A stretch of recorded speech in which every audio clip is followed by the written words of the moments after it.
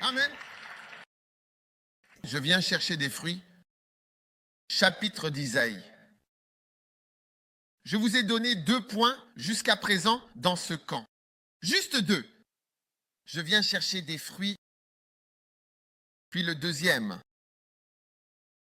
c'est de là je viens chercher des fruits. Je viens chercher des fruits de la terre, n'est-ce pas? Et maintenant, dans Isaïe chapitre 1,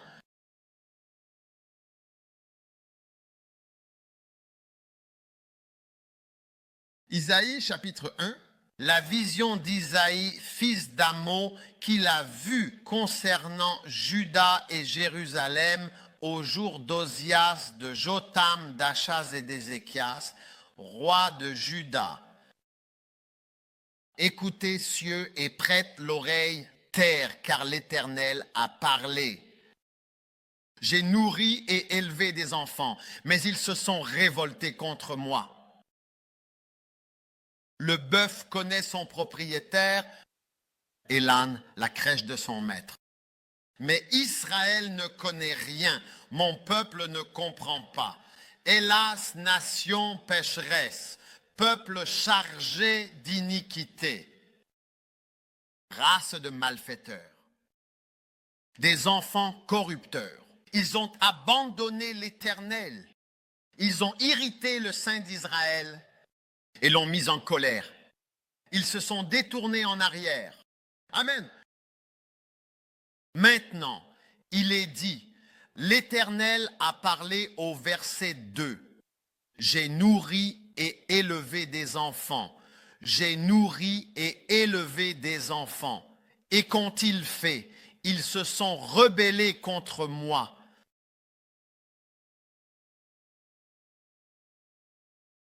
Puis il a dit, le bœuf connaît son propriétaire et l'âne la crèche de son maître. Mais Israël ne connaît rien et mon peuple ne comprend pas. Donc, ce qu'il dit, c'est que même un bœuf sait qui est son propriétaire et qu'il doit se comporter prudemment envers son propriétaire. Maintenant, les animaux sauvages ne savent pas cela. Ils sont très dangereux, donc vous pouvez nourrir un tigre assidûment chaque jour. Si nous regardons le documentaire de Yamoussoukro, vous verrez celui qui a nourri les crocodiles pendant des années. Un jour, ils l'ont mangé. La vidéo où ils le mangent est dans la vidéo de Yamoussoukro que nous avons. Combien ne l'ont pas regardé? Tu ne l'as pas regardé, oui, si nous avons l'occasion ou le temps, s'il y a temps libre. Mais la Bible, le bœuf connaît son propriétaire, l'âne connaît son maître. Et il sait que tu as un certain devoir et une certaine bonté ou une certaine responsabilité envers ton propriétaire. Maintenant, quand tu traites avec Dieu, tu dois savoir qu'il a une certaine attente. Tu vois? Et c'est ce que les gens ne réalisent pas, que les animaux sauvages ne réfléchissent pas. Je m'abonne à Joking with Animals, les animaux sauvages. Ce genre de personne va jouer avec le serpent, jouer avec ceci. Personnellement, je ne soutiens pas ce genre de choses. Tu sais, parce qu'ils ne sont pas des animaux fidèles, ils ne sont pas loyaux, ils ne se souviennent pas de la bonté que tu leur as montrée. Tu comprends? Et si tu n'y prends pas garde, ils peuvent se retourner contre toi et ils peuvent s'opposer à toi. Oui.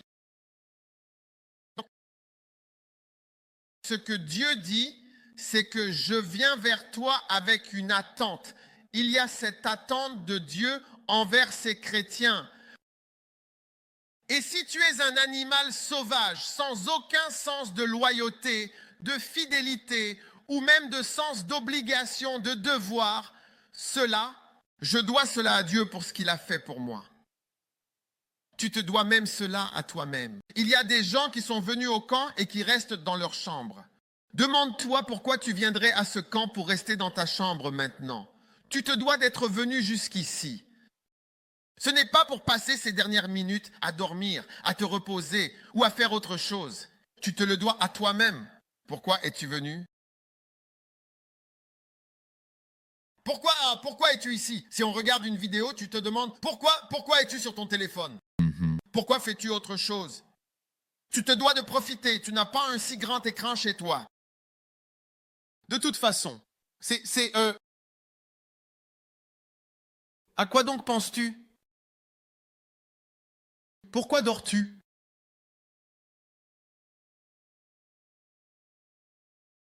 Pourquoi es-tu en colère en lune de miel? Et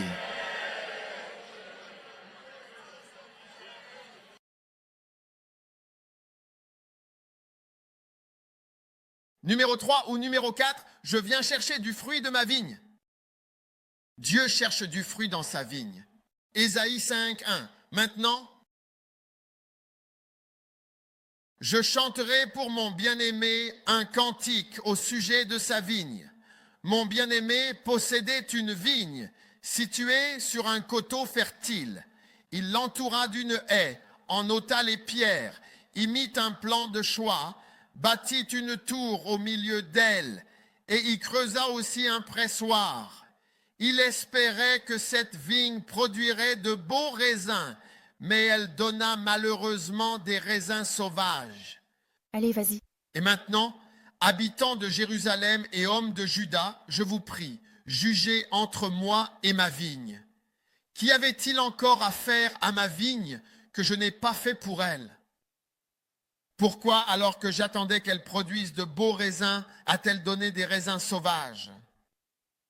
Pourquoi ma vigne devrait-elle me donner des raisins sauvages? Maintenant donc, laissez-moi vous dire ce que je vais faire à ma vigne. J'ôterai sa haie et elle sera dévorée. Je renverserai son mur et elle sera foulée aux pieds. Je la réduirai en ruine. Elle ne sera ni taillée ni bêchée. Les ronces et les épines y pousseront. Et je donnerai ordre aux nuages de ne plus laisser tomber de pluie sur elle. Qu'aurait-on pu faire de plus pour toi et pour vous? Alors Dieu nous dit ici, regardez, nous sommes sa vigne. Et il dit, je suis venu et j'ai regardé. Au verset 2, et il a regardé, il a regardé, il a regardé, il a regardé encore une fois. Il a regardé avec attente. Attente. C'est comme se marier, tu entres dans la cuisine, puis tu y vas, tu regardes avec attente. Ouais, pour de la nourriture et il n'y a rien. Et deux garçons se sont mariés qui ne savent rien. Ou alors c'est l'heure du dîner. Tu regardes et il n'y a rien. Ah oui, tu t'attendais à ce qu'elle produise du raisin et en fait, elle a produit du raisin sauvage. Waouh! Waouh! Alors je veux simplement modifier légèrement peut-être ta perspective du christianisme. Si tu penses que Dieu n'attend rien de toi, alors tu ne connais pas Dieu. Non. Amen? Amen. Alors tu ne sais pas. Ceux qui cherchent des places, il y a une place ici, il y a une place là, il y a une place là-bas, il y a des places. D'accord? Si vous avez une place à côté de vous, levez la main. Des gens sans place, levez la main. Toutes ces personnes ont des places à côté d'eux.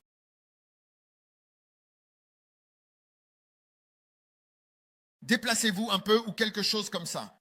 Si vous n'avez pas de place, si vous avez une place vide à côté de vous, levez la main s'il vous plaît. Des places ici, des places là, des places là-bas, des places là-bas, beaucoup de places.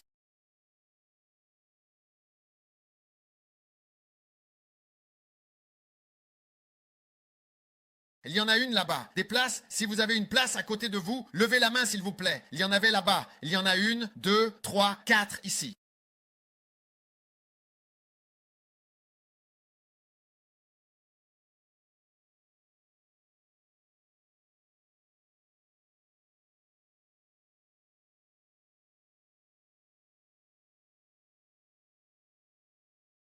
Regardez le verset 3. Par ici, levez rapidement la main. Vous avez une place. Une ici. Levez simplement la main bien haut et nous verrons. Ne parlez pas, levez juste la main bien haut. Regardez ici. Rapidement. Maintenant, jugez entre moi et ma vigne.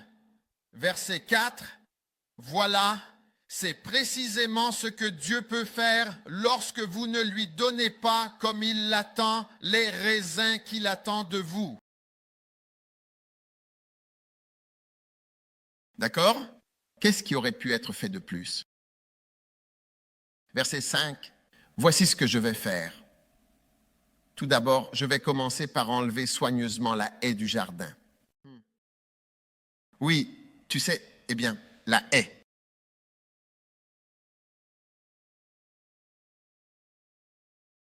Il y a une haie, une barrière naturelle qui t'empêche de mourir.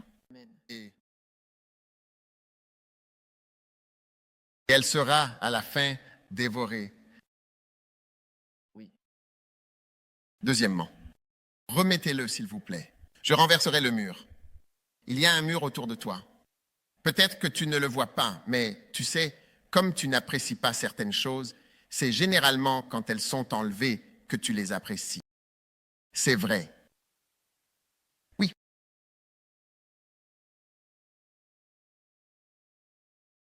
Tu sais, quand nous revenions d'Ouganda, alors que nous étions encore en train de rentrer, j'ai reçu un appel pour aller voir le président pendant que nous faisions notre retour d'Ouganda. Et je leur ai dit, et cela signifiait que je devais y aller le lendemain. Je devais rentrer le lendemain à la maison. Et j'ai dit, non, je veux partir aujourd'hui. Mais le lendemain, il y a eu le crash d'Ethiopian Airways qui s'est produit, comment tu appelles ça? Et vu la façon dont les vols étaient organisés, j'aurais pu être connecté à ce vol. Mais de toute façon, le lendemain, le reste de notre équipe de Healing Jesus partait d'Addis Abeba. En fait, c'était le cas. Et ils étaient sur la piste. Ils étaient sur la piste. Et l'avion qui s'est écrasé était celui juste devant. C'était 1, 2. Oui. Oui, ils étaient tous alignés là. Si tu vas, l'aéroport d'Addis Abeba, c'est un aéroport immense avec énormément d'avions. C'est comme l'aéroport d'Heathrow ou quelque chose comme ça. C'est un endroit incroyable. Et ils étaient sur la piste. Quand cet avion a décollé, puis après quelques minutes, je crois qu'il y a eu un problème, alors on leur a demandé d'attendre. Donc ils attendaient pour décoller. Et je ne sais pas si tu as déjà été dans un avion qui se trouve juste derrière un autre avion qui va s'écraser, plein de gens comme toi. Waouh. Beaucoup de gens allaient à une réunion de l'ONU où déjà? Peu importe. Kenya. Kenya, oui. Oui. Oui. Et tu sais, eh bien, j'avais justement envisagé de passer par le Kenya. Donc, c'était l'une de mes options. Donc, le matin, j'ai vu le crash d'Ethiopia Airways. Il y a beaucoup de choses que nous tenons pour acquises, mais c'est comme ça. Quand tu es vraiment dans un certain état d'esprit, c'est là que tu prends les choses pour acquises. La pire chose qui soit, c'est d'avoir des gens qui tiennent pour acquises les choses qu'on fait pour eux et ils ne savent pas ce qu'on fait pour eux. C'est vrai. Aide-moi maintenant. Tu ne sais pas ce qu'on fait pour toi. Oui. Et je vais briser le mur, ce mur qui nous sépare, et alors tu mourras, tu n'auras aucune chance d'y échapper. Oui, je le briserai, je le détruirai complètement, et à ce moment-là, tu mourras, c'est inévitable. Et le verset suivant, le verset 6, je la réduirai en ruine. Elle ne sera ni taillée ni bêchée. Tu vois, je taille. En ce moment, tu es en train d'être taillé. Oui. Dieu a dit, d'accord, je vais te laisser sans être taillé ni bêché. La taille et le bêchage vont s'arrêter. Tu viens à l'église et tu entends un message et ce message t'interpelle ou même n'est pas très agréable et Dieu est en train de te tailler. Comment viens-tu? Veux-tu venir à l'église et n'entendre que des louanges? Amen. Es-tu vraiment Dieu pour qu'on doive en toute sincérité te louer? Oui. Nous devons t'adorer, te dire de belles choses, alors j'ordonnerai aux nuages de ne plus t'arroser. Amen, louange à Sa Majesté. Hein? Pourquoi? Parce que Dieu est venu dans ta direction chercher quelque chose. Et tu as dit, oh, oh, pour qui se prend-il? C'est vrai, c'est vrai. Un jour, je parlais à, comment on appelle ça, quelqu'un du pays. Et il me décrivait un accident. Il a dit qu'il était assis sur le siège de l'assistant du conducteur. Il y a un conducteur et un assistant. Et soudain, un être noir est entré dans la voiture. Oui, une personne sombre. Une personne est entrée dans la voiture, a saisi le volant et a tourné le volant pour faire face à la voiture qui arrivait en sens inverse. Oui, décris-moi cela. Et la voiture est partie pour une collision frontale. Et tout ce qui s'est passé ensuite, la mort, des blessés, les portes se sont ouvertes, des gens sont sortis et ainsi de suite. Oui, et il l'a décrit, il a dit, quand nous sommes montés dans la voiture, nous n'allions pas vite, il a dit. Nous n'allions pas vite, puis ils ont tourné la voiture comme ça et sont partis. Donc, Dieu dit, j'ai fait tout cela pour toi, mais tu vois, la plupart des choses que Dieu fait pour nous, ce sont les choses que tu ne peux pas voir, qu'il fait pour toi. Donc, ce sont le genre de choses que tu prends pour acquises jusqu'à ce qu'elles ne soient plus là.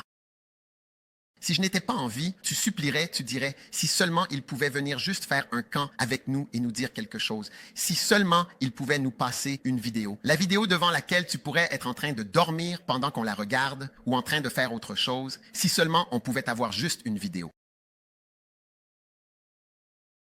Oh oui, une chanson, si tu pouvais avoir une chanson, c'est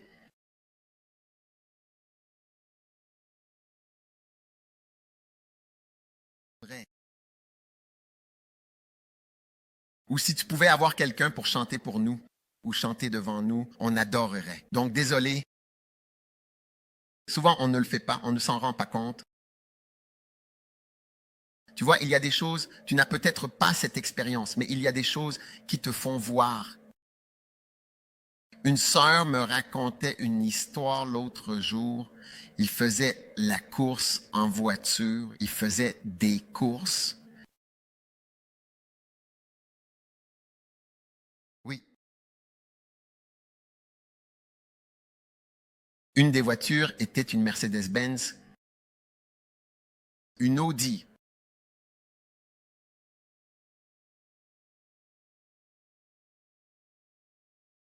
L'autre était Mazda. L'autre quoi? C'était quoi la dernière? Un pick-up.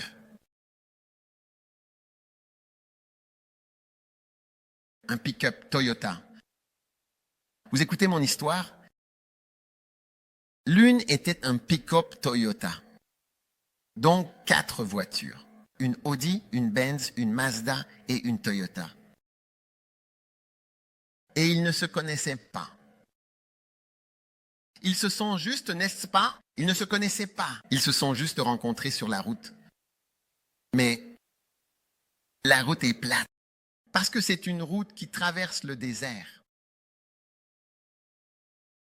Et quand je dis le désert, ce n'est pas vraiment un vrai désert, mais c'est plat et il n'y a pas beaucoup d'arbres ou quoi que ce soit. Et ils allaient, c'était une course pour s'amuser. Oui. C'était une course pour s'amuser. Le conducteur de l'une des voitures est ici.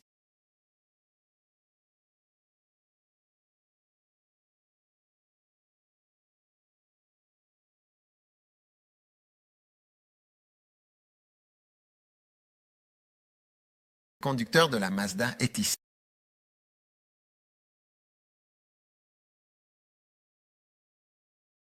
Donc, il roulait maintenant à une vitesse située entre environ 150 et 200 km par heure, n'est-ce pas? Asseyez-vous, je vais les présenter au conducteur de la Mazda.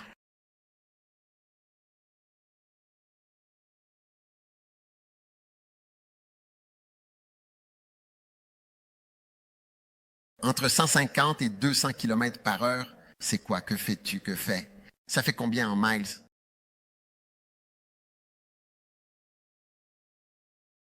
Les étudiants en sciences, aidez-nous. Les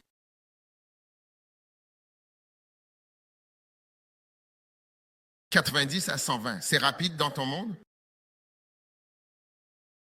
150. Beaucoup de voitures commencent à vibrer à partir de 140. Elles vont vibrer 100 à 120 miles par heure. Et ils ne savaient pas.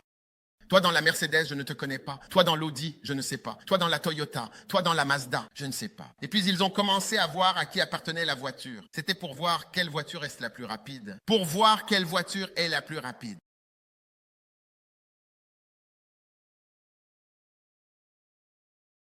Oui, tu écoutes mon histoire, hein?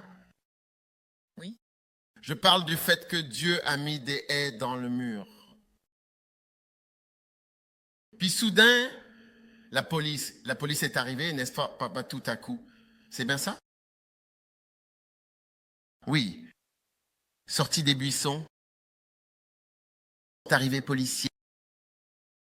Maintenant, c'est un pays avec le taux d'accident le plus élevé au monde, dans le monde entier. Donc, à cause de, tu vois, la route est plate. Il n'y a pas de montagne, c'est juste plat.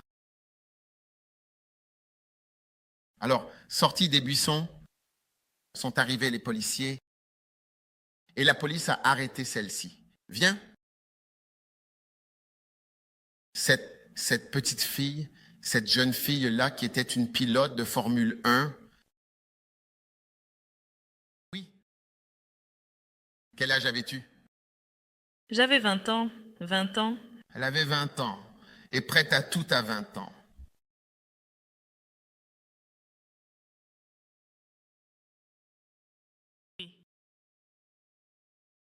Et alors la police t'a dit que la police devait te donner un tarif étudiant, quoi. Ils m'ont arrêté, donné un prix, mais trop élevé. J'ai demandé, pouvez-vous me donner un prix étudiant pour le billet? Étudiant, elle a demandé un tarif étudiant pour le billet. Réduction. Par la police.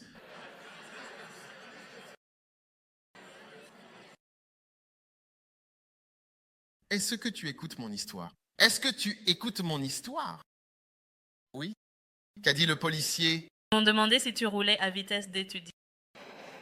C'est-à-dire, est-ce qu'elle roulait à la vitesse d'un étudiant?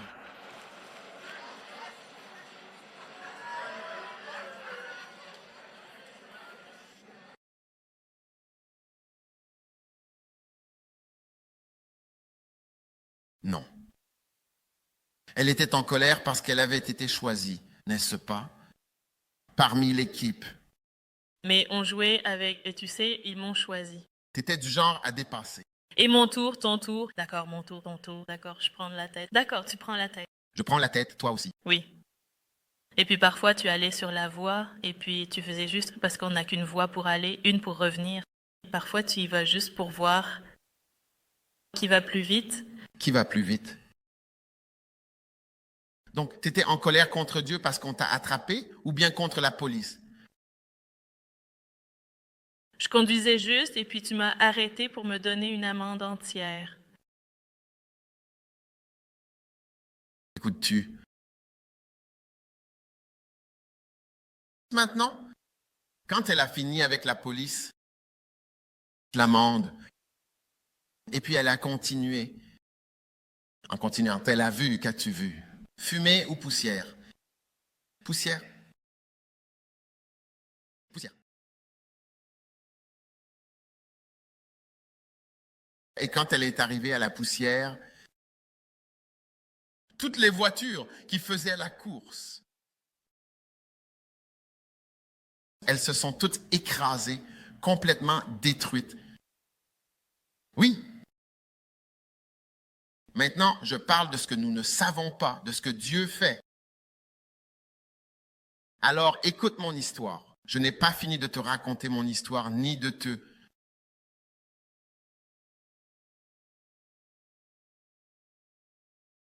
Alors, tu t'es garé. Oui, je suis arrivée et je me suis garée. Elle est venue et a garé tous les confucianistes, les voitures. Je crois que quelqu'un arrivait. Ils n'ont pas vu. Non, ils n'ont pas vu. Ils n'ont pas vu. Toutes les voitures se sont écrasées là-bas. Elle est sortie de sa voiture, n'est-ce pas? Oui, puis elle est allée vers la Mercedes. Oui, l'homme dans la Mercedes. Tu vois de qui je parle? Qu'est-il arrivé à lui? La Mercedes était la plus récente. Donc il était le passager et le codeur, et ensuite sa jambe est restée coincée contre le... Qu'est-ce que le club de la voiture? Oui, la chose que tu ouvres, et il ne pouvait pas reculer le siège parce qu'il faut que la voiture soit allumée pour reculer le siège dans la nouvelle Mercedes. Alors le sang a cessé de circuler, il est devenu bleu, il est devenu pâle, il va devenir bleu. Elle était debout, c'est la personne avec qui elle faisait la course. Et la montagne, bleu, puis il devient rose, puis il redevient bleu, puis il redevient rose, puis il redevient bleu, puis il redevient rose. Et qu'a-t-il dit? Il a dit, que fais-tu? Tu n'es pas censé faire partie de nous. N'étais-tu pas la fille qui conduisait le maître? N'étais-tu pas la fille qui conduisait la Mazda?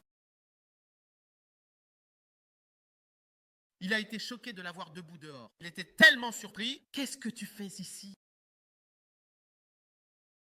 Qu'a-t-il dit? Il a dit, le truc, c'est qu'il était confus, choqué. Tu sais, c'est comme...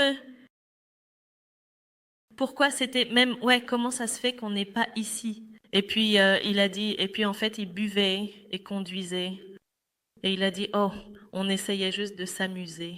C'est tout, il a dit. On voulait juste s'amuser. Et tout le monde est vraiment mort. Tout le monde, Ils sont morts là-bas. tout le monde. Il y avait des perruques partout. Des bouteilles d'alcool partout. Perruques. Des perruques et aussi des femmes.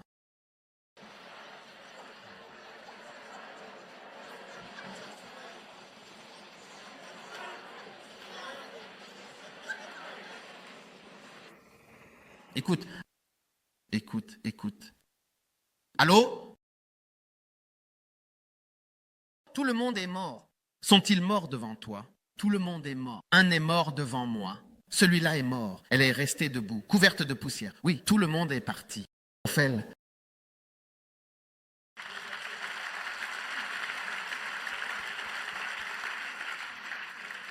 On ne trouve pas le billet car j'ai essayé de payer le billet, mais il n'est pas dans le système et nous n'avons pas trouvé les billets. Alors Dieu, écoute, je t'explique. Dieu attend quelque chose de toi. Maintenant, cet homme devient bleu, puis rose, puis bleu, puis rose, juste devant elle, en disant simplement, on discute juste. Il parlait et il est mort devant elle. Oui, sur l'autoroute. Et Dieu a sauvé une petite fille il y a 20 ans. Aujourd'hui,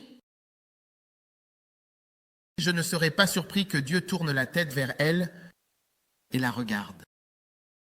J'attends quelque chose de toi, je t'ai sauvé. Je suis intervenu. Et j'attends quelque chose de toi. J'attends quelque chose. Parce que j'ai mis une haie autour de toi. Tu serais parti. Mais j'ai mis ma haie autour de toi. Pendant longtemps, nous ne savions même pas qui elle était. Je ne saurais même pas qui elle est. Aujourd'hui, cette petite a une église à Cuba. Elle n'est pas de Cuba, elle a une église à Cuba. Avec beaucoup d'entre eux qui font du bois de santal gonflé. Beaucoup de choses. La police les a même arrêtés et il s'est passé toutes sortes de choses. Écoute, je veux que tu saches qu'il y a beaucoup de choses qui t'arriveront, mais en général, nous tenons ces choses pour acquises. Quand Dieu t'épargne de cela, mais de temps en temps, il te permet de voir. J'ai lu un livre une fois qui disait que lorsqu'une personne a un appel de Dieu, en général, cette personne vit certaines expériences de mort imminente, généralement des expériences de mort imminente, comme si cela montrait que quelque chose, tu sais, est attendu de toi. Oui. Combien d'entre vous ont déjà été dans des situations où vous vous êtes rendu compte? Non? Vous auriez pu partir, lever la main. Levez la main, vous auriez pu. Disparu de ce monde et Dieu a semblé t'épargner. Combien d'entre vous ont eu un camarade de classe qui est décédé et vous vous demandez, n'est-ce pas cette personne, mon camarade de classe? Dieu attend, oui, il attend véritablement quelque chose de toi, de ta part. Oui, beaucoup de choses. Mais ceci est quelque chose de particulier. Pour moi, si c'était moi, je ne l'oublierais jamais de toute ma vie. Et il dit, que doit-on faire? Et il a regardé vers la vigne pour voir. Et quand il a regardé, il n'y avait rien. Et il a dit, jugez entre nous. J'ai construit un mur. J'ai fait une haie, je l'ai creusée, je l'ai labourée, je l'ai taillée, j'ai fait ceci, j'ai fait cela. Tes propres camarades de classe diagnostiqués avec un cancer, ton propre ami est en train de mourir, ton propre proche est mort. Cela ne te fait rien. Je veux dire, je n'essaie pas de te faire peur, mais je dis simplement, regarde, Dieu fait des choses pour nous. Il nous permet d'exister, il nous permet de vivre. Mais je te le dis, si tu penses qu'il ne va jamais tourner son regard vers toi, attendre quelque chose alors que tu ne sais pas qui est Dieu, je veux que tu saches que tu ne connais pas Dieu. Car Dieu, lui aussi, te regarde avec attente. Oui. Tu vois cette grande foule ici? Même, il y a beaucoup de ministères Amen qui ne peuvent pas avoir une telle rassemblement. Oui? Où est mon nouvel ami? Viens nous le dire toi-même. Comment s'appelle-t-il? Stephen, oui, viens me le dire. Oui. Est-ce au courant? Dis-nous, dis-le aux gens. Pas du tout. C'est hors du commun. Complètement. Qui es-tu? Que fais-tu? Es-tu policier en ville? Je suis dans le ministère à plein temps, j'ai épousé une famille de ministres et j'ai été béni. Nous voyons des miracles et d'autres choses se produire ici, mais c'est à un autre niveau comparé à ce qui se passe en Amérique en ce moment. Complètement.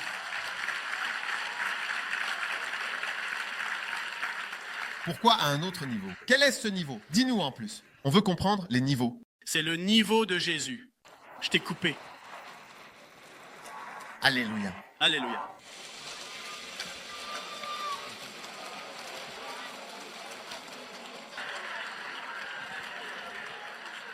Dis-nous. Il explique le niveau de Jésus. Assieds-toi. Assieds-toi. Tu dois venir prêcher. Dieu t'a ouvert la porte. Amen. Tu as pris la Bible, tu l'as lue et tu y as cru. Et ensuite, tu es allé le faire. Et ensuite, tu as eu les résultats. C'est tout. C'est simple. Comme tu l'as dit, c'est simple. Tu l'as lu, tu y as cru, puis tu es sorti, tu l'as fait et tu as eu les mêmes résultats. Pile comme les apôtres. Et ça, ce n'est pas ici-bas. Ce n'est pas courant. Ce n'est pas ce que tout le monde croit. États-Unis, non. États-Unis. Ils croient à une sorte de l'évangile de l'oreiller. Un ours en peluche. Mon Dieu, il veut venir te faire un câlin. C'est doux, il t'aime. Tout va bien se passer. Non, c'est un Dieu de bénédiction et de malédiction. Tu dois choisir, tu dois le servir. Amen. Amen. Coussin, évangile Coussin, les gars, dites-moi en plus sur l'évangile Coussin, évangile Coussin. Asseyez-vous et écoutez l'homme. Asseyez-vous et écoutez l'homme prêcher. C'est bon. Tu peux aller par ici. Tu peux. Laisse-moi juste dire ceci. Tu peux flirter avec le diable le week-end ou pendant la semaine. Et puis penser que Dieu va fermer les yeux et que tout ira bien, c'est l'évangile de l'oreiller. Tu peux aller ici, flirter avec elle et la toucher là. Regarde ça, clique là-dessus, tout va bien se passer. Dieu va simplement détourner le regard, te bénir et tout ira bien. L'évangile de l'oreiller. Évangile oreiller.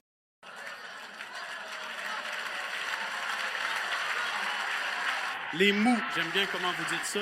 Les mous.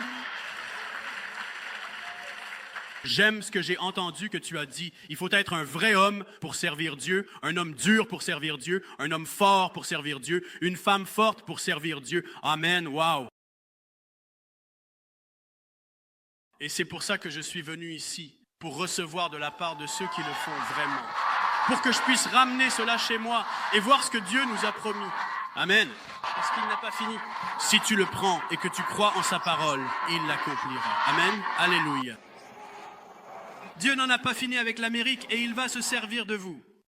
Au nom puissant de Jésus. Alléluia. Amen. Je rends grâce à Dieu pour toi. Tu as ravivé ma foi. Tu m'as donné la foi. C'est vrai. Parce que je vois qu'il y a un reste ici en Amérique. Amen. Et c'est ici même. Allez, merci.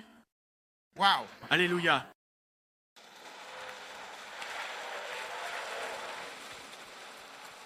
C'est une bénédiction. Oui, bien sûr. Offrez-lui une puissante ovation. Amen. J'aime cet homme. Et Wow!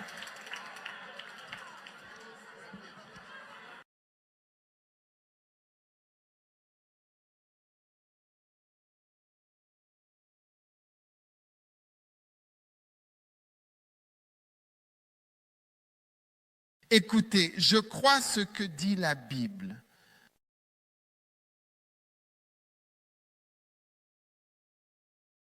Dieu a dressé une haie de protection. Pour être honnête, franchement, moi, je n'ai jamais vraiment pensé, est-ce que j'atteindrai même 50 ans? Et quand j'ai eu 50 ans, j'ai dit, oh Dieu, waouh, quelle surprise! Je suis encore là. Je dois reprogrammer mon ordinateur pour continuer. Oui.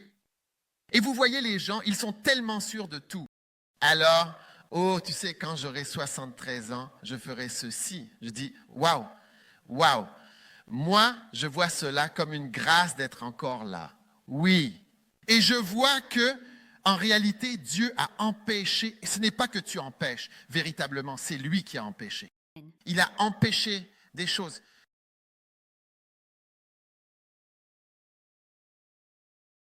Un jour, je me suis assis avec un homme dont l'anniversaire tombait le lendemain de mon anniversaire, ou le jour avant ou après, bref, même jour, même année.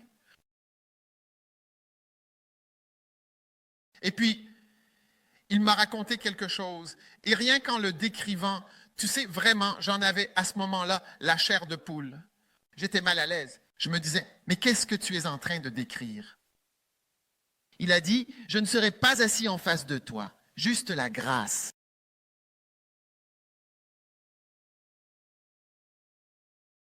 Et je le regarde, je dis, mon Dieu, la même année, il est né la même année, le même mois, le lendemain, le jour avant ou après, c'était le lendemain. Waouh! Si nous sommes ici et que nous prêchons, il vaut mieux remercier Dieu. Amen. Que peut-on faire de plus pour mon bien-aimé? Que peut-on faire d'autre pour vous? Qu'est-ce qu'on peut faire de plus pour toi? Qu'est-ce que tu veux voir? Regarde ce petit, il prêche mieux que certains d'entre vous. Il prêche bien mieux que certains d'entre vous. Ne me regardez jamais de travers, jamais. Quand vous me voyez nommer ces petits, c'est quelque chose dont je vous ai déjà averti. Je vous l'ai déjà dit auparavant. C'est la 3e ou 4e fois que je le dis dans cette réunion. Et je vais rencontrer tout le groupe First Love. Et si tu as 25 ans ou moins, chut, écoute.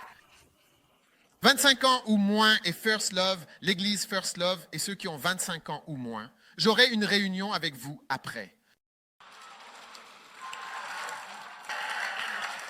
Je ne veux pas que vous regardiez en aucune façon l'un de ces gens avec un regard, je précise, qui part vers le haut et la gauche, c'est-à-dire ce mouvement des yeux qui se dirige bien vers le haut et vers la gauche, comme je viens de le dire. Regardez droit devant avec des yeux brillants et heureux. Amen. Amen. Que puis-je faire de plus pour mon bien-aimé, mon Église américaine bien-aimée? Dieu vous a donné des podcasts. Il vous a donné la musique. Pensez même au chant. Combien vous disent la vérité? Qui parmi vous aime la musique? Qui aime la bonne musique? Vous écoutez le genre de chants dont Dieu nous a bénis, des chants fantastiques qui vous maintiennent en vie spirituellement. Amen. Oui. Et c'est maintenant sur Ida Podcast. Combien d'entre vous, vous ne sauriez même pas où le trouver?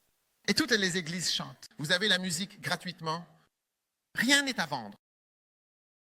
Rien n'est à vendre. Il n'y a aucune vente, nulle part, de quoi que ce soit. C'est incroyable. Écoute-moi, mon ami. Dieu t'a gardé en vie. Ton foie, tu peux appuyer ici. Un jour, si tu appuies ici et que ça devient dur, ça pourrait être ton foie. Carcinome hépatocellulaire primaire. Amen. Je ne veux pas te diagnostiquer ça. Tu appuies ici plusieurs fois. Si tu n'en as jamais diagnostiqué un, tu le vois. Non. Comme si tu touchais du fer. Et ça a changé. Quelque chose a changé. De nouvelles douleurs, de nouvelles maladies, de nouveaux diagnostics. Dieu nous en préserve. Dieu nous en préserve. Amen. Tu franchis les 70 ans avec aisance. Amen. Tu franchis les 70 ans facilement. Amen. Écoute, si tu veux vraiment rester en vie, alors reste bien dans le but, d'accord? Oui. De Dieu. Pourquoi Dieu t'a gardé en vie? Amen. Je viens cherchant du fruit.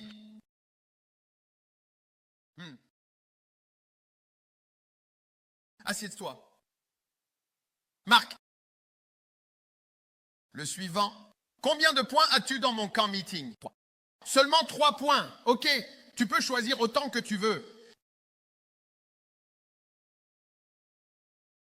Marc 11, verset 11. Regarde ça, regarde ça. Et Jésus entra à Jérusalem et dans le temple. Quand il eut regardé toutes choses autour de lui.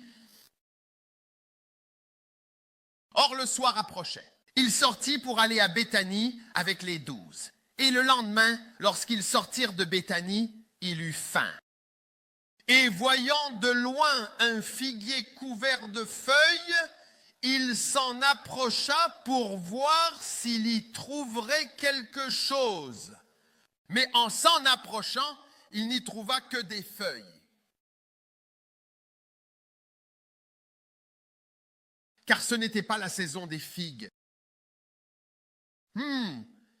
Et Jésus prit la parole à ce moment-là et lui dit alors, que jamais plus personne ne mange de ton fruit. Et ses disciples avaient entendu cela. Que personne ne fasse quoi? Ne mange plus jamais de ton fruit. À jamais. Vous voyez, vous tenez cela pour acquis. Les gens mangent vos fruits, n'est-ce pas? Plus personne ne devrait jamais manger de tes fruits. Maintenant, verset 20, le matin en passant, ils virent le figuier desséché jusqu'aux racines. Wow. Cela signifie que si Dieu te parle, tu peux te dessécher depuis tes intestins. Amen.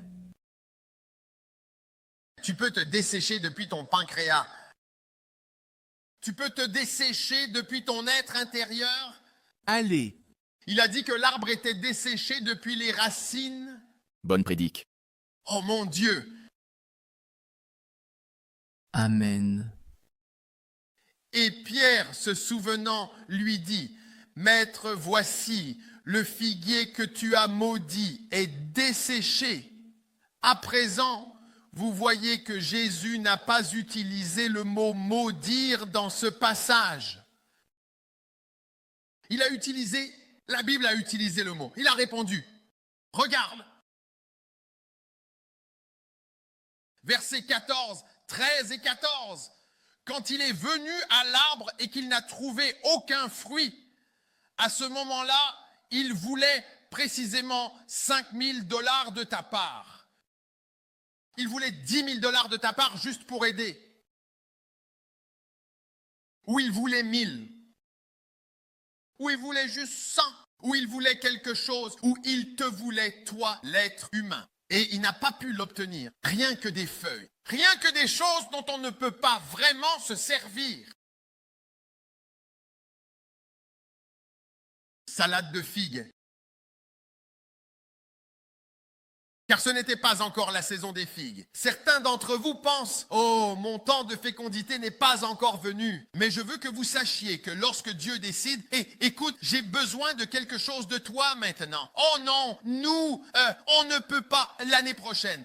Tu sais, tu nous connais si bien, tu sais bien, et l'année prochaine, à cette époque, tu sais, on sera prêt. Et alors, on ira. Vraiment? Vraiment? Écoutez ceci. Écoutez le verset suivant. Le verset suivant dit, et Jésus répondit. Jésus répondra à ton absence de fruits. Il aura une réponse à ton vide. Il a une réponse à ta sécheresse. Il répondit et lui dit, il ne l'a pas maudite.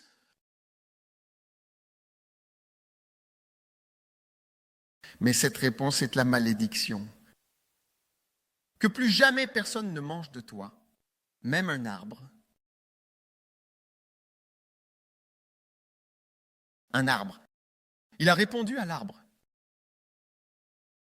Je veux quelque chose de petit de ta part. C'est devenu une discussion très longue.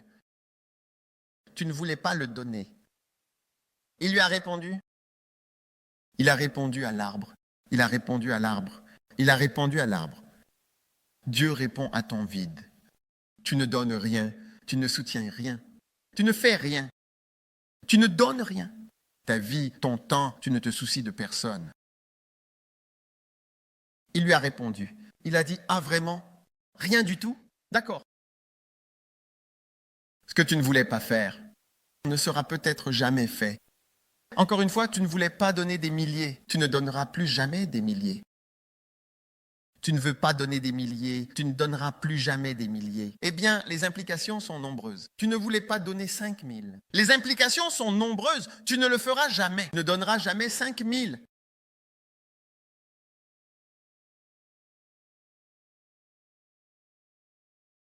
Un jour, l'un des membres de l'Église a reçu un diagnostic. En fait, il avait juste une douleur, une petite douleur au genou. Il pensait que c'était sa douleur habituelle au genou. Quand ils ont fait la radio, je l'ai montré au docteur Go, je crois, et il l'a regardé. Il a dit, non, non. Qu'est-ce que c'est? C'est qui? J'ai dit, oh, c'est. Plaisance a dit, non, non, non, non, parce qu'il est spécialiste. Je ne suis rien du tout. Quand tu as regardé le genou, c'en était fini de lui. Oui, c'en était fini de lui. Quand les autres médecins sont arrivés, ils ont dit, il a ceci, cela, ceci. Apparemment, le genou. Est-ce le genou? Au début, ils pensaient que c'était le genou. Ils ont su que ce n'était pas le genou. Ils ne savaient même pas d'où cela venait. Ça vient du genou? D'ici? Des poumons? Du cerveau? D'où que ce soit. Ils ont trouvé d'où cela venait. Quand ce frère était en train de mourir, il m'a appelé. Il a dit, tu sais, j'ai cet argent que j'avais prévu de donner à la Healing Jesus Campaign. Et je lui ai dit, non, non, non. Tu sais de quoi je me souviens? Je me souviens de ceci. Là où aucun homme ne mange le fruit de... Personne ne donne plus à la Healing Jesus Campaign. Ne donne plus jamais à la Healing Jesus Campaign. C'est ce qu'il a dit. Il n'a pas dit, je te maudis. Il a dit, tu ne donnes plus jamais. Et je lui ai dit, non. J'ai dit, écoute, c'est maintenant, plus que jamais, qu'il faut donner cet argent. Parce que le diagnostic qu'ils ont posé, les traitements et tout le reste, ce n'est pas le moment pour ça. Ne pense pas que tu es maudit ou qu'il y a un problème. Non, non, non, non, non. Tu sais, il ne m'a pas obéi et il a quand même donné l'argent. Oui. Écoute, quand Dieu t'appelle à donner, à soutenir, à prêcher, à laisser ton mari prêcher, à laisser ta femme prêcher, ou à rendre n'importe quel service, mieux. Et tu dis, oh, tu ne veux pas qu'il y aille? D'accord. Tu n'auras plus jamais de mari qui ira nulle part. Il n'ira plus jamais nulle part. Tu sais ce que cela voudrait dire? Cela pourrait vouloir dire qu'il va même rétrograder et ne plus être un bon mari, qu'il est même intéressé à prêcher à nouveau. C'est comme ça que ça pourrait se passer. Tu ne voudrais pas que ta femme fasse quelque chose. D'accord, tu as dit que tu ne laisserais plus jamais ce que tu as dit se reproduire. Non, plus jamais de femme pour faire quoi que ce soit. Tu ne veux pas que ton enfant, oh, tu ne veux pas que ton enfant. Ah d'accord, tu n'auras jamais d'enfant pour dire, ne laisse pas ton enfant. Cela n'arrivera plus jamais parce que tu vas mourir. Tu vas mourir le jour de ton anniversaire. Après, ce sera fini. Tu ne seras même plus là pour dire n'y va pas. Pourquoi vas-tu à ce camp? J'organise un camp avec les enfants. Tu dis qu'ils ne devraient pas venir. Ou alors tu les empêches insidieusement de façon détournée de venir. Ou bien tu ne vas pas acheter de billets, 120 $ pour qu'ils viennent. Tu ne vas pas dire non, je n'ai pas d'argent. Moi, qu'est-ce que tu as?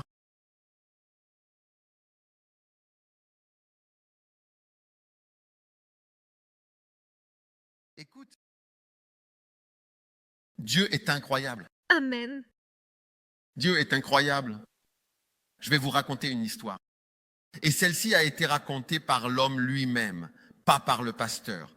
Quand le pasteur racontait, il nous a dit, ça c'est l'histoire des membres de l'Église, ce n'est pas mon histoire.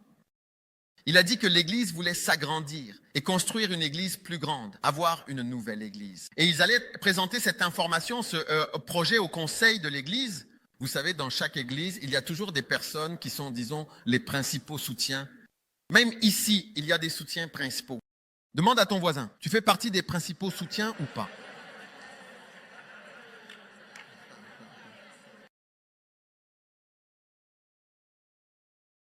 C'est vrai. Et le principal soutien, il était l'un des principaux soutiens de ce projet. Alors, et vous voyez, bien sûr, quand vous savez que cette idée qui arrive, on va m'appeler, je le sais. Je le sais, je suis dans l'église depuis des années. Dès qu'ils ont mentionné ce projet, ils vont m'appeler très bientôt. Oui. Certains d'entre vous, au premier rang, vous ressentez cette personne et ce dont ils parlent, ils vont m'appeler.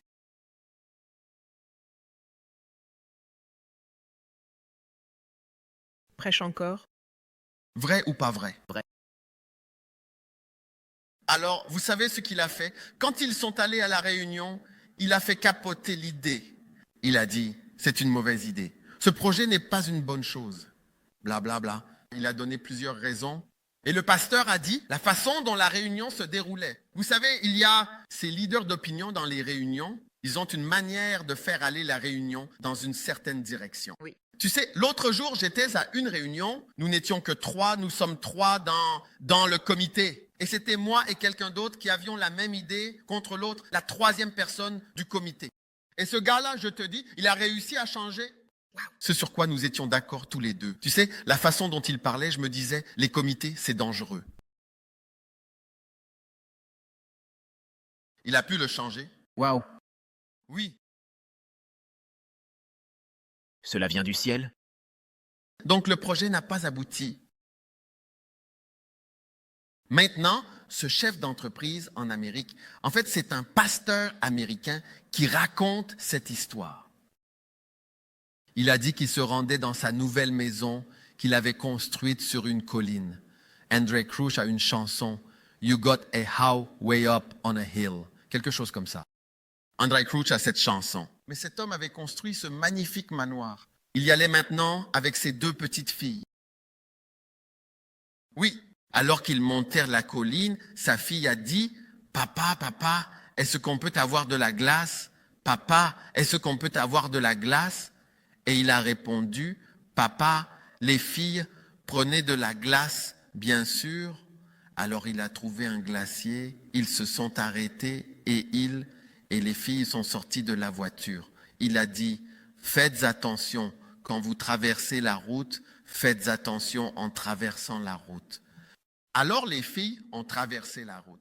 Pendant qu'elles traversaient la route, ces 2 filles, un camion de 16 roues est arrivé de nulle part. C'est l'homme lui-même, c'est son propre témoignage. Il racontait aux gens, il est sorti de nulle part et a balayé les enfants de la route. Et l'homme a commencé à crier dans sa voiture. Il est sorti et a commencé à hurler. Ce sont ses propres mots. Il a dit, « Regardez, je ramassais ça par terre, sur la route. » en criant. Et il a dit, « Alors que je ramassais par terre, j'ai entendu la voix de Dieu. » Il a dit, et Dieu a dit, « Tu ne voulais pas me construire une maison. Tu as rejeté mon projet. Mais toi, de ton côté, tu t'es construit un manoir. Vas-y, vas-y, profite. Profite de ton manoir. Ce n'est pas les paroles du pasteur, c'est l'homme qui ramassait les morceaux de ses enfants. Vous savez, l'argent est vraiment l'une des choses les plus spirituelles. Et Dieu attend de nous que nous respections le fait que l'argent est absolument très spirituel. Et qu'il t'a donné ce que tu as. Oui, bien sûr, d'accord. Oui, si tu as quoi que ce soit, c'est lui qui te l'a donné. En fait, tu devrais vraiment respecter Dieu parce que tu peux rester ici pendant des années et après 20 ans, tu verras que tu as du mal à acheter un billet C'est vrai. et pour aller n'importe où. Amen. Et c'est ce pourquoi je prie que tu écoutes attentivement la prédication, surtout sur le podcast, afin que ta vie soit améliorée. Amen. Et tu t'élèveras au-dessus de toutes ces choses du système. Amen. Puis-je avoir un amen de quelqu'un? Amen. Dieu nous dit, Jésus dit, je suis venu vers l'arbre. Je m'attends à des fruits. Certains d'entre vous s'attendent à ce que vous prêchiez. Pour d'autres, ils s'attendent à ce que vous ameniez vos amis. Cette petite fille, elle est namibienne, mais elle a amené tellement de Namibiens, elle les a tous amenés, sauvés. Ils sont tous là, nombreux, dans l'église. Oui, il y a des attentes que Dieu a. Alors que tu es là sur la scène et que l'homme dit bleu puis rose, puis bleu, puis rose, puis bleu, que Dieu a créé. Peu de gens ont déjà vu quelqu'un mourir devant eux. Une vision que tu n'oublieras jamais jusqu'à ta mort. Tu ne l'oublieras jamais. Tu penses que Dieu n'a rien à te demander. Oh, tu ne connais pas Dieu. Tu crois qu'il n'y a que dans les relations que les gens attendent quelque chose. Je croyais que tu étais mon bien-aimé, que tu écrirais, que tu dirais bonjour. Je pensais que quand j'envoyais un message, tu répondrais avec plus que juste « je vois »,« waouh »,« oui » ou quelque chose comme ça. Tu sais, tu attends plus, tu attends des choses, tu vois. Et Dieu dit que ce ne sont pas seulement les humains qui attendent, moi aussi j'attends des choses.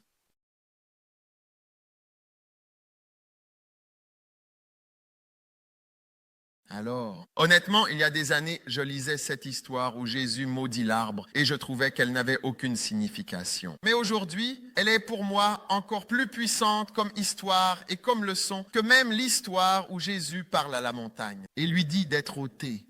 Le fait qu'il ait maudit l'arbre parce qu'il n'avait pas de fruits alors qu'il en voulait, le fait qu'il l'ait maudit, c'est l'une des choses les plus effrayantes pour moi. Quand Dieu vient vers toi et te dit « j'ai besoin de cela de ta part », oh, désolé, tant pis. C'est même embarrassant. Il y a des années, j'avais un ami qui était étudiant en médecine, tu sais, et je suis allé le voir pour lui demander de l'aide pour le ministère. Et c'était, je veux dire, un très bon ami. Un très bon ami. Je n'avais pas de soutien, je n'avais rien du tout. Je voulais lui demander s'il pouvait faire un don de 50 livres. Tu sais, sa réponse a été, parce que je n'avais pas beaucoup de façons de donner la réponse. Sa réponse a été non, non. Il a dit non, et moi, parce que s'il n'avait pas été mon ami, je ne lui aurais pas demandé. Disons, oh non, je ne peux pas, je suis désolé, je ne peux pas. Et j'étais chez lui. Je ne savais pas comment faire passer le temps plus vite. Donc, c'est comme ça que ça doit être.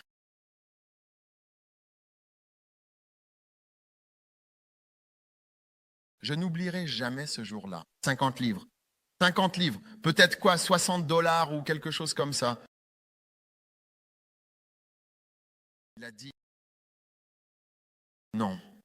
Je regarde l'heure pour voir combien de temps, comment je peux partir rapidement. Je veux partir vite. Je crois que Dieu attend des fruits de nous. Certains d'entre vous, il ne vous laissera jamais tomber.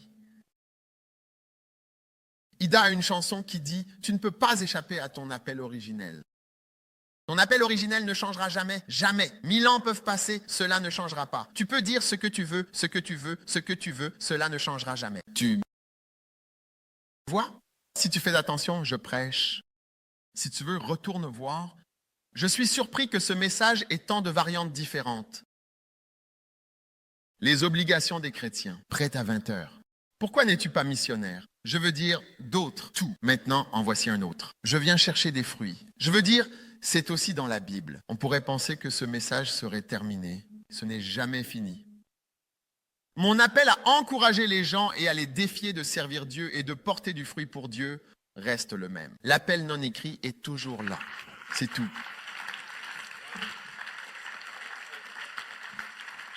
Je viens chercher du fruit.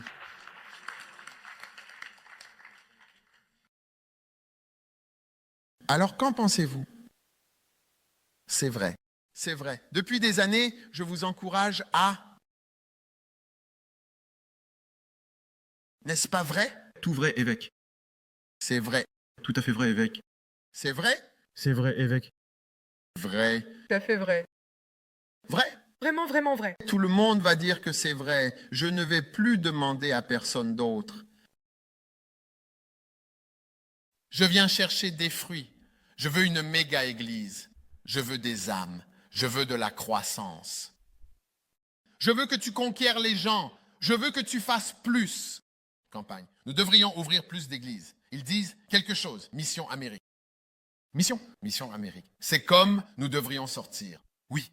Et Dieu dit, je viens chercher des fruits. Ne vous félicitez jamais vous-même. Vous voyez combien de personnes se rassemblent. Mais Dieu est...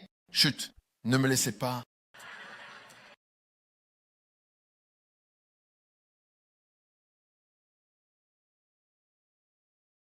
Quelle bénédiction! Quelle bénédiction! Vraiment! Je viens chercher des fruits. Jésus s'approche de l'arbre. 50 livres. Non. Oh. Je suis sûr que les disciples regardaient. Quand Jésus regarde le serpent, ils sont « Ah, le Fils de Dieu, ah, c'est comme l'arbre t'a vraiment eu. » Il a regardé Pierre, il a regardé Jean et a dit « Je t'attraperai, tu ne seras plus jamais un arbre. Tu me fais honte, tu me fais honte. Tu me fais honte devant mes disciples? Tu me fais honte devant mes disciples. »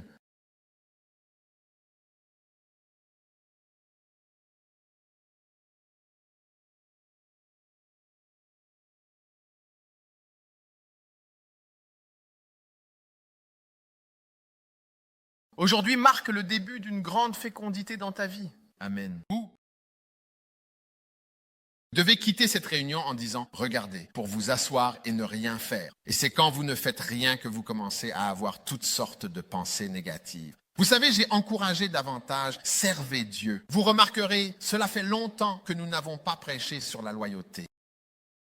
Concentrez-vous simplement sur ce que nous, les problèmes sont dehors. Pourquoi vous commencez à me regarder pour me critiquer? Pourquoi me critiques-tu? Je me demande vraiment pourquoi tu me critiquerais alors qu'il y a tant d'âmes à gagner. Oui, quand tu me critiques, ça va nous aider? Des continents nous attendent. Amen. Alléluia. Amen. Vous pouvez vous asseoir. Magnifique. C'est magnifique. Magnifique.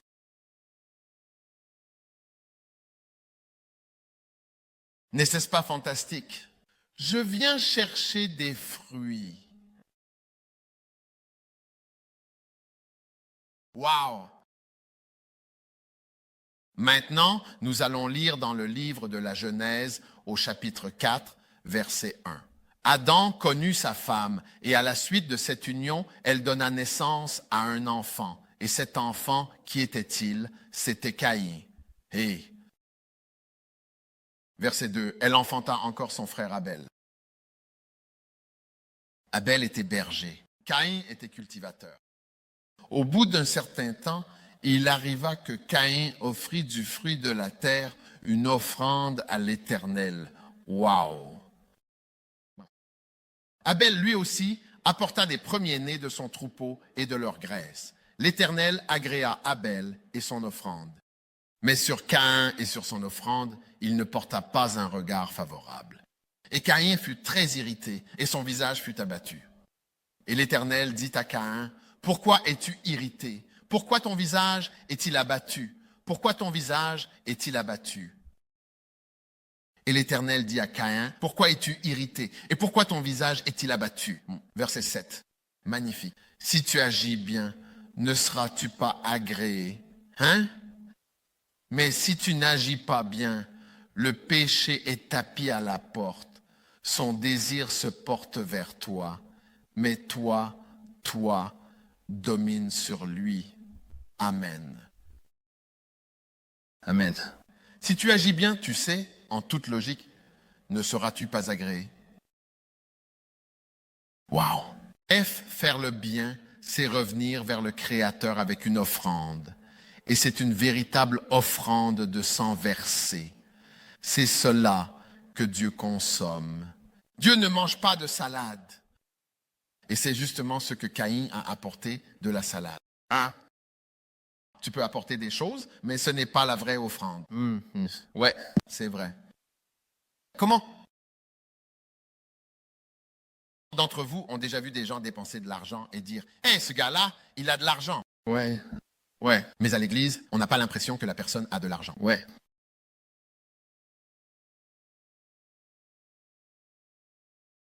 Ça, c'est facile, nous voyons. L'une des façons de faire des choses pour Dieu, c'est de lui donner quelque chose, mais pas ce dont il a besoin. Mais avoir toujours quelque chose, c'est une sorte de rideau de fumée à présenter à Dieu. Oh Seigneur, je suis là, je suis à l'église le dimanche, je suis là pour marquer ma présence. Au moins je suis venu, n'est-ce pas?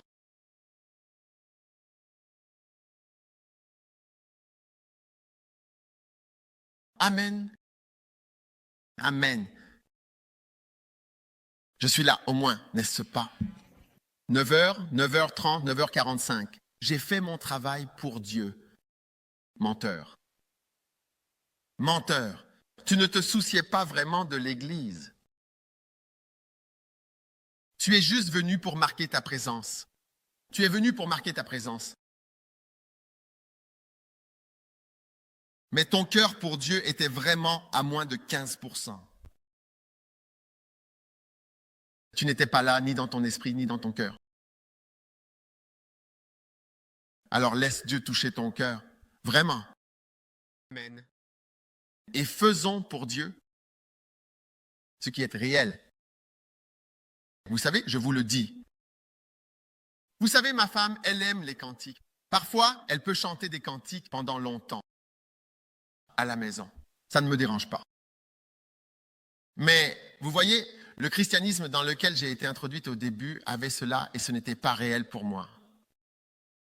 Donc, c'est parce que la musique est toujours associée à une époque ou à quelque chose dans votre vie. Donc, cette musique est associée à des choses qui ne sont pas réelles. Des gens qui servent Dieu, mais ce n'est pas réel.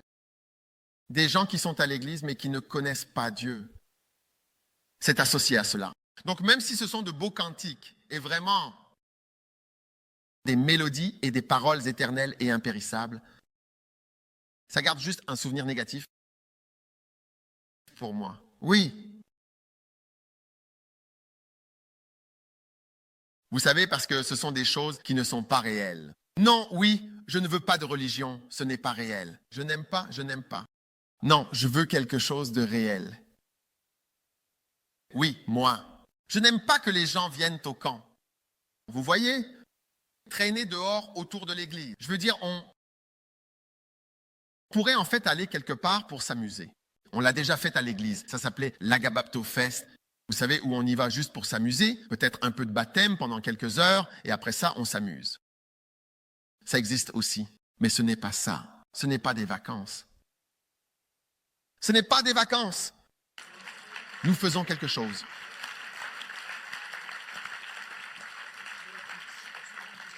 Oui, c'est du sérieux. Nous parlons de questions de la vraie vie.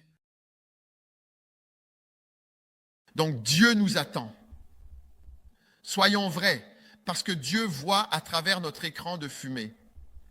Vous savez, il y a vraiment des gens qui sont doués pour sauver les apparences. Je veux dire, ces gens-là, vous seriez parfaits pour travailler au Mussad ou à la CIA ou autre chose comme ça. Parce que personne ne saura jamais ces poseurs de bombes qui ont commis les attentats du 11 septembre et ainsi de suite. Même leurs femmes ont été choquées. Ils vivaient avec leurs femmes. Personne ne savait ce que ce qu'il faisait. C'est ça qu'il préparait. Oui, je veux dire, ils savent comment faire. Dieu ne s'intéresse pas aux gens qui ne sont pas vrais. Il veut des choses authentiques. Alors servons-le pleinement. Oui. Ou alors fais simplement ce qui est vrai pour toi. Oui. Je pense qu'une personne riche qui essaie de trouver une nouvelle épouse va vraiment avoir du mal. Parce qu'il ne saura jamais si tu m'aimes moi ou si tu aimes mon argent. Je ne pense pas. C'est pour ça qu'il est bon de choisir quelqu'un quand nous ne sommes encore personne. Ensuite, on avance simplement ensemble. Oui, on avance ensemble et on continue d'avancer. On continue d'avancer. C'est comme si nous n'étions rien. Oui. Dis à quelqu'un, Jésus attend des fruits de ta part. Amen. Je viens chercher des fruits. Amen. Amen. Enfin, nous arrivons au passage qui se trouve dans le premier livre de Samuel, plus précisément au chapitre 25, verset 1er, où il est écrit, je cite, « Et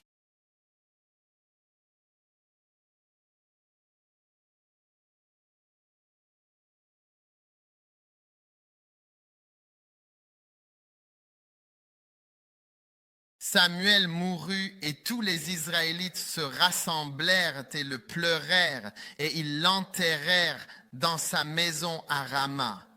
Il y avait un homme à Maon dont les biens étaient à Carmel et cet homme était très riche. Il avait 3000 brebis, 1000 chèvres et il tondait ses brebis. Or, le nom de cet homme était Nabal et sa femme s'appelait Abigail.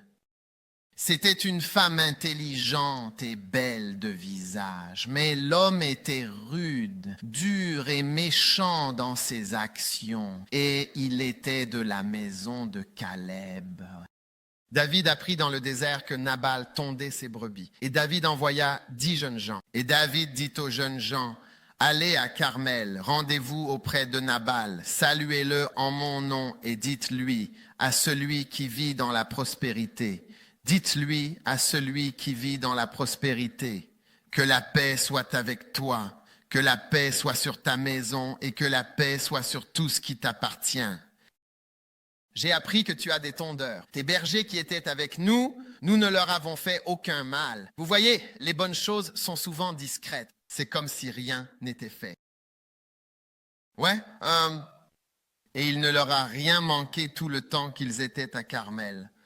Demande à tes jeunes gens et ils te le diront. C'est pourquoi que les jeunes gens trouvent grâce à tes yeux, car nous venons en un bon jour.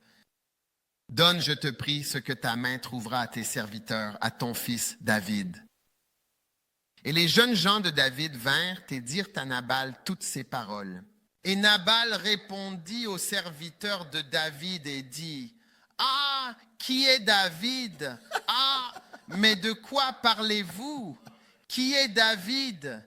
Il me demande mes moutons, il me demande mon argent. Vous plaisantez. » C'est pour ça qu'il est venu te voir. C'est pour ça que tu es venu. Qui est David? Et qui est le fils d'Isaïe? Il y a de nos jours beaucoup de serviteurs qui s'enfuient chacun de chez son maître. N'importe quoi. C'est ça. Verset 11. Tu regardes? Oui. Prendrai-je alors mon pain, mon eau et la viande que j'ai tuée pour mes tondeurs et les donnerai-je à des gens dont je ne sais d'où ils viennent?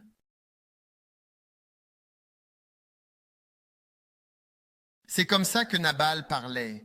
De quoi parles-tu? Est-ce que je vais prendre l'argent que j'ai? Tu sais comment je fais. Il y a des hommes de nos jours, ils se lèvent, on ne sait pas d'où ils viennent.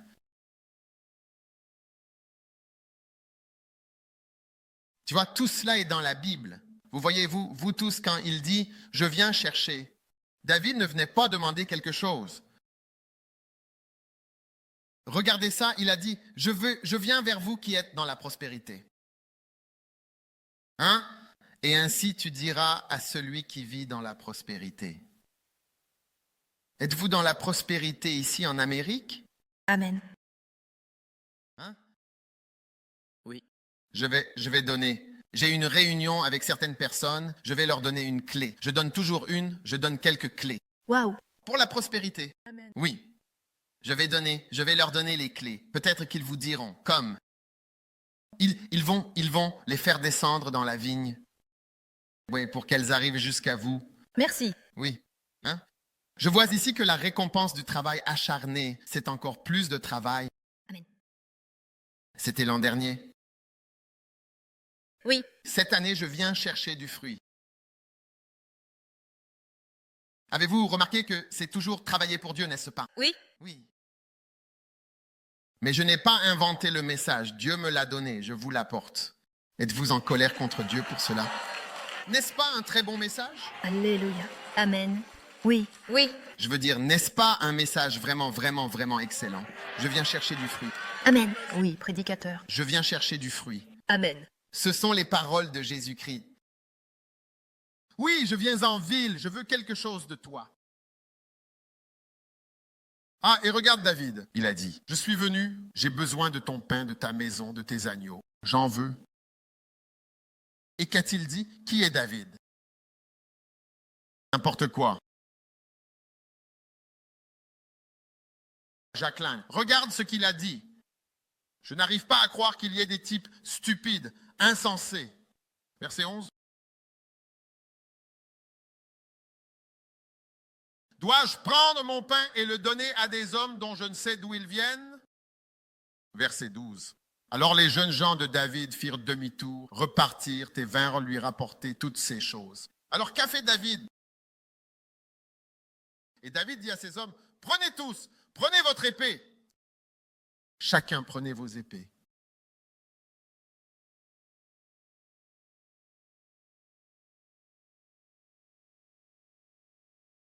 Ils rassemblèrent chaque homme et David prit aussi son épée. Prends ton épée, nous prenons nos épées. Et ils partirent à 400 hommes.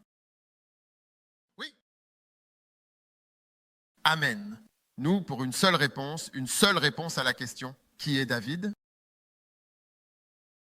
Je vous dis, faites attention à la façon dont vous parlez, si vous parlez de la mauvaise manière. Qui est l'évêque? Qui est-ce? Qui est-ce? Oui.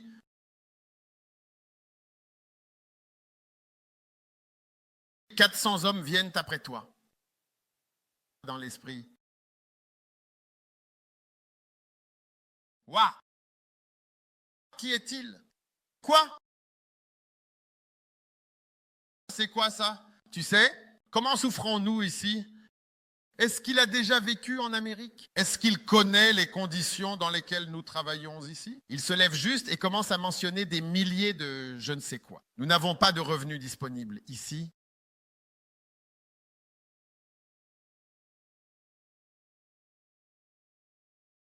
Vous savez, je suis dans le ministère pastoral depuis quelques années maintenant, donc je sais comment les gens parlent, dépensent. Mais je rends grâce à Dieu, je suis persuadé de meilleures choses venant de vous. Amen. Amen. Écoutez, je veux juste vraiment, si vous n'avez rien compris à mes prédications, comprenez au moins que Dieu attend quelque chose de vous. Je pense que vous pouvez comprendre que Dieu attend quelque chose de vous. Et surtout, je vous en prie, ne le décevez pas. Oui, ne le décevez pas. Il attend de vous des fruits.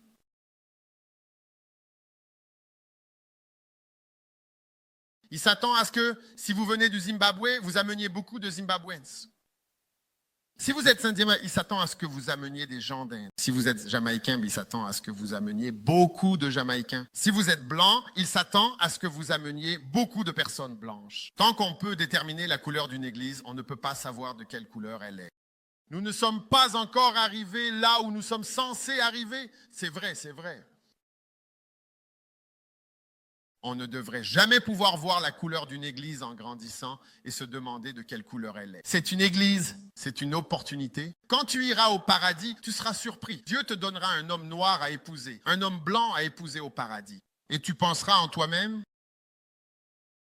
ton colocataire, parce que peut-être que les garçons et les filles seront colocataires au paradis. Il te mettra dans un dortoir noir, un dortoir blanc, et tu diras, « Waouh, c'est vrai. » Garçons et filles, vous serez tous là ensemble.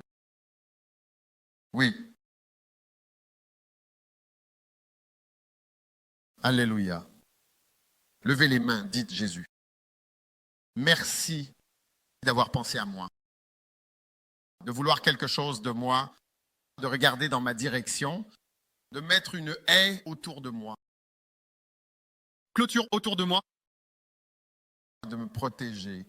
Merci Seigneur, merci Jésus pour ce que tu as fait pour moi. Je t'aime, Jésus. Je te remercie. Tu peux me demander n'importe quoi? Demande-moi n'importe quoi. Je te donnerai tout ce que j'ai. Merci Seigneur. Je te donne ma vie, prends mon âme. Prends mes jours, prends mes moments.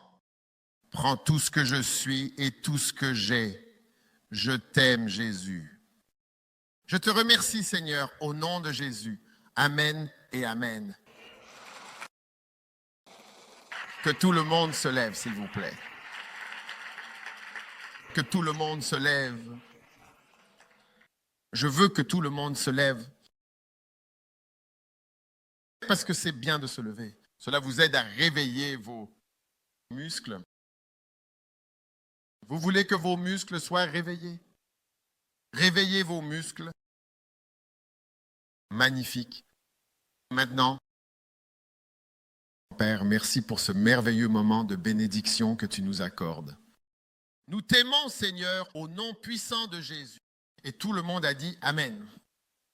Vous pouvez vous asseoir.